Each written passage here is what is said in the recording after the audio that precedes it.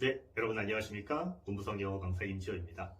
일본 문부성 국비자 학생 시험에 있어서 특히 영어 과목은 상당히 높은 난이도를 보여주고 있고요. 독특한 영어 문법 문제 패턴 때문에 많은 학생들이 힘들어하고 있는 부분 중에 하나라고 생각합니다. 앞으로는 저와 함께 그 해결 방안들을 찾아보도록 하겠습니다. 오늘은 그 첫 번째 시간으로서 간단한 영어 연습 문제를 함께 풀어보도록 하겠습니다. 자, 그러면 함께 보도록 하겠습니다. 그러면 문무성 영어 연습 문제 같이 한번 풀어보도록 하겠습니다. 먼저 파트 1 문제를 보시면요. 적절한 어휘나 또는 수거 문제를 고르는 문제가 주로 구성이 되어져 있습니다. 1번 문제 풀었다는 전제하에 1번 문제 같이 한번 보도록 하겠습니다. The couple are quiet with the novel environment 라고 나와 있습니다. 밑으로 내려와서 보기를 보시면 비슷비슷해 보이는 단어가 4개가 나와 있습니다. 보는 순간 굉장히 짜증이 난다는 거죠. 먼저 아닌 것서부터 저희가 한번 제거를 시켜보겠습니다. 4번에 context라는 단어가 나와 있습니다. 품사는요, 명사로 사용이 되어져 있죠. 뜻은 맥락, 문맥이라는 의미로 사용이 되고 있습니다. 빈 공간에, 그렇죠? 그 커플은 맥락이다 라는 표현 적절하지 못하겠죠. 4번 답이 아니겠고요.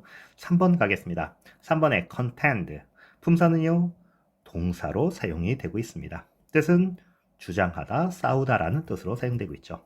자, 그런데 앞에 보시면 are, 비동사가 나와 있습니다. 비동사 뒤에 일반 동사의 형태 같이 들어갈 수는 없겠죠. 문법적으로도 절대 답이 될 수는 없을 것 같습니다. 2번에 contended라고 나와 있습니다. 과거 분사를 썼으니까 혹시 답이 될 수 있지 않을까요? 라고 생각할 수 있겠지만 역시 contended, 과거 분사로서 뜻은 주장하다, 싸우다. 그러면 그 커플은 주장을 당하고 있다, 싸움을 당하고 있다. 문법적으로는 가능할지도 모르겠지만 의미상으로 또는 해석상으로서는 불가능할 수밖에 없겠죠. 그렇다면 2번도 역시 답이 될 수는 없을 것 같습니다. 답이 될 수 있는 것은 1번의 content, 품사는요, 두 가지 품사로 사용되고 있고요. 첫 번째 명사로서 내용, 내용물. 두 번째는 형용사로서도 역시 사용이 가능하죠. 만족하는 이라는 형용사로서도 사용이 가능합니다. 앞에 보시면 비동사 나와 있고요. 그리고 뒤에는 전치사 which이 나와 있습니다.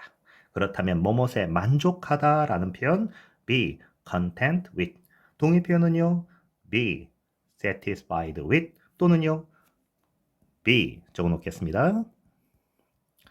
contented with 이란 표현도 같이 동의어로 사용될 수 있다는 거 정리해 두시면 좋겠습니다. 여기까지가 파트 1에 대한 1번 문제 연습 문제가 끝났습니다. 파트 2로 넘어가겠습니다. 저희 문부성 영어 파트 2에서는 주로 문법 문제로 구성이 되어 있습니다. 2번 문제 같이 한번 보도록 하겠습니다. 먼저 빈 공간이 나와 있고요. Your help, I could not have done it 나와 있습니다. 밑으로 내려가서 1번, 2번, 3번, 4번의 보기를 보니까 여러분들도 어느 정도 느낌이 오셨을 거라고 생각합니다. 가정법 문제겠구나. 그렇다면 빈 공간에 가정법 형태로서 가장 적절한 것들, 먼저 답을 고르기 전에 아닌 것부터 저희가 먼저 한번 제거를 시켜보겠습니다. 먼저 1번에 보시면요, unless라고 하는 접속사가 나와 있습니다. 이 unless라고 하는 접속사는요, 저희가 중학교 또는 고등학교 때까지 뭐와 동의 표현이다? if, not과 동의 표현이다 라고 그렇게 저희가 지금까지 배웠습니다. 그런데 일본 대학교 또는 문부성 국비자 학생 시험에서는 이 두 가지가 절대 똑같을 수가 없죠. 그리고 그 차이점을 당신은 알고 있습니까? 라는 것을 묻기 위해서 게이오 대학교에서도 기출문제로 역시 나온 적이 있습니다. 그 내용에 대해서는 구체적으로 수업 시간에 자세히 다루도록 하고요. 일단은 지금 unless와 if not의 가장 커다란 첫 번째 차이점은 unless는 가정법에서는 절대 사용하지 못하는 직설법의 형태로서만 사용 가능하고요. if not 같은 경우에는 가정법과 직설법 두 가지 형태에서 다 사용이 가능하다는 거죠. 지금 주절에 나와 있는 could have pp가 나와 있습니다. 그렇다면 지금 unless는 가정법의 형태로 사용이 될 수 없는 그러한 접속사이기 때문에 1번의 unless 절대 답이 될 수가 없겠죠. 2번으로 가셔가지고요. if there had not been for 나와 있습니다. 어디서 들은 적이 있는 것 같은데요? 라고, 그죠? 비슷하게 들은 적이 있을지는 모르겠지만 정확히 얘기하자면 뭐뭇이 없었더라면 이라고 할 때는 유도부사 there를 써주는 것이 아니라 if it had not been for라고 하신다면 2번도 답이 될 수가 있을 것 같습니다. 그래서 2번도 답이 될 수가 없겠고요. 3번으로 내려가셔서요. if it were not for 나와 있습니다. 가정법 과거죠. 그러면 빈 공간에 가정법 과거의 형태로서 들어갈 수도 있겠지만 만약 가정법 과거를 쓰고 주절에서는 가정법 과거 완료를 쓴다면 저희가 어떤 형태로 혼합 가정법으로 밖에 해석이 될 수가 없겠네요. 그렇다면 혼합 가정법 한번 해석을 해보겠습니다. 만약 당신의 도움이 없다면 나는 그 일을 할 수가 없었을 것이다. 의미상으로 적절하지 못하겠죠. 그래서 역시 3번도 답이 될 수 없을 것 같습니다. 마지막 답이 될 수 있는 것은 역시 4번의 had it not been for. 동의 표현은요. if 생략 가능하면서 주어 동사가 도치된 형태 if it had not been for 그리고 but for 마지막 without 이 네 가지 형태가 전부 다 동의 표현이라고 생각해 두시면 되겠습니다. 여기까지가 파트 2의 문법 문제가 되겠습니다. 그러면 파트 3로 넘어가도록 하겠습니다.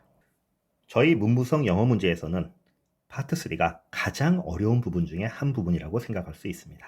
그 이유는요. 이 파트 3에는 문법 문제, 어휘 문제, 수거 문제가 전부 다 혼합이 되어 있다는 거죠. 그리고 틀린 문장을 전체적으로 이해한 다음에 골라야 하기 때문에 가장 어려운 부분 중에 하나라고 볼 수 있습니다. 그러면 여러분들 화면을 중지했다가 풀어보신 다음에 저와 함께 답을 맞춰볼 텐데요. 저는 바로 들어가도록 하겠습니다. 지금 1번서부터 4번까지의 문장을 전부 다 보시면요. 전체적인 문장 구조는 아마 파악이 쉽게 되실 겁니다. 1번에 if 나와 있습니다. 접속사 나와 있죠. 부사절 이끌고 있습니다. 2번에는 역시 주절의 형태를 띠고 있습니다. 3번 문장에 보시면요. 주어와 비동사가 나와 있고 그 뒤에 that이라고 하는 접속사가 나와 있고요. 그 뒤로는 whatever라는 형태가 지금 부사절을 이끌고 있는 문장처럼 보여지고 있습니다.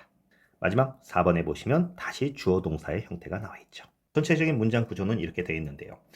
1번부터 4번까지 지금까지 풀었던 학생분들이 뭔가 느낌이 안 좋다라고 생각하는 부분이 꼭 하나가 있죠. 그게 바로 3번 문장이라고 생각합니다. 대부분의 분들이 3번이 틀렸다라고 말씀을 해주시는데요. 3번 문장 이제부터 어디가 어떻게 쓰여진 건지 정확하게 한번 분석을 해보겠습니다. 3번에 My greatest hope 나와 있습니다. 최상급이 나와 있네요. 저희가 최상급 앞에는 항상 뭐를 쓰게 돼 있다? 정관사 더를 항상 쓰게 돼 있죠. 최상급. 그런데 더가 보이지 않습니다. 최상급 앞에 정관사 더를 쓰지 않는 경우가 몇 가지 경우? 네 가지 경우가 있겠죠. 그 첫 번째로서 지금 여러분들이 보고 계신 최상급 앞에 소유격이 들어갔을 때 그때는 정관사 더를 쓰지 않습니다. 두 번째는 동일 인물 또는 동일 사물에 대한 성질의 비교를 나타낼 때 예를 들어서 그녀는 웃었을 때가 가장 아름답습니다. 이 지점이 이 강에서 가장 깊습니다. 와 같은 이렇게 동일 인물이나 사물의 성질을 비교 나타낼 때는 이때는 최상급 앞에라도 더를 쓰지는 않습니다. 세 번째는 서술적 용법의 형용사. 네 번째 부사의 최상급 앞에서는 더를 생략 가능한데요. 더를 쓰는 경우도 있습니다. 그 내용에 대해서는 조금 더 난이도가 높기 때문에 좀 더 구체적으로 수업 시간에 다루도록 하겠습니다. 일단 이 3번 문장만 봤을 때는 지금 최상급 앞에 소유격이 나와 있기 때문에 정관사 더는 쓰지 않는다. 두 번째, hope라는 단어가 나와 있습니다. 지금 명사로 사용된 형태가 되겠죠. 시험에서는 hope가 동사로 사용됐을 때는 굉장히 난이도가 높아집니다. 특히 동사로서의 hope와 wish의 차이점 적겠습니다. hope와 wish의 차이점. 동사로서는 어마어마하게 많은 차이점들이 있죠. 그리고 이 차이점에 대해서는 와세다 대학교에서도 기출문제로 나온 적이 있습니다. 가장 큰 차이점으로서는 hope는 직설법에서 사용되고 있는 반면에 wish는 가정법에서 사용이 되고 있죠. 그 외에도 여러 가지 차이점들이 있지만 지금 이 문장에서는 hope가 명사로서 사용이 되고 있기 때문에 특별히 어려울 부분은 없을 것 같습니다. 그 다음 비동사가 나와 있고요. 그리고 나서 that이라는 접속사가 나와 있습니다. 접속사로서도 사용이 가능하고요. 지시형용사, 지시대명사, 관계대명사, 관계부사로서 사용이 가능하고 지금은 비동사 뒤에 나와 있는 이 대세 역할은 보호의 역할로서 생략은 불가능하겠죠. 뒤에는 부사절을 이끌고 있는 형태 문제 될 거는 없을 것 같습니다. 그리고 나서 여러분들이 좀 싫어하시는 바로 whatever라는 형태가 나와 있습니다. 문장 보시면 뒤에는 명사가 나와 있고 주어 동사 형태로 나와 있습니다. 복합 관계 형용사로서 지금 부사절을 이끌고 있다 라고 볼 수가 있겠습니다. 하기 때문에 지금 이 형태의 문장 전혀 틀릴 건 없겠죠. 물론 조금 난이도가 높은 문제에서는 whatever와 그리고 whichever의 차이점에 대해서 묻는 문제들도 물론 나올 수가 있습니다. 하지만 이 문장만 봤을 때는 whatever 전혀 복합관계 형용사로서 문법적으로 틀린 부분은 전혀 없겠죠. whatever 해석은요 뭐뭐이던지 라고 해석을 해주시면 되겠죠. 3번 그래서 틀릴 것은 전혀 없었던 것 같습니다. 그렇다면 답으로 저희가 고를 수 있는 것은 바로 몇 번? 4번 문제가 되겠습니다. 4번에 보시면요 I ask after 나와 있습니다. 저희가 그냥 못 보고 지나갈 수도 있었죠. ask after 뜻은요 안부를 묻다 라는 표현이 되겠습니다. 지금 대명사 it가 받고 있는 것은 앞에 나와 있는 dream 또는 passion을 받고 있는 나는 그것을 ask after 안부를 묻다. 그렇죠. 내가 꿈과 열정을 안부를 묻을 수는 없겠죠. 그렇다면 ask after를 어떤 형태로 바꿔줘야 되겠다? 추구하다. go after. 또는요. 무엇을 추구하다? seek after. 그 다음 무엇을 향해서 나아가다? go for와 같은 이런 형태로 바꿔주셔야지 가장 적절할 것 같습니다. 그렇다면 마지막 4번에 I go after 나는 그 꿈이나 또는 열정을 향해서 추구해 나갑니다. fearlessly like Stephanie 처럼요. 여기까지가 파트 3에 대한 문제가 되겠습니다. 오늘 문부성 연습 문제 여기까지 설명을 마치도록 하겠습니다. 수고하셨습니다.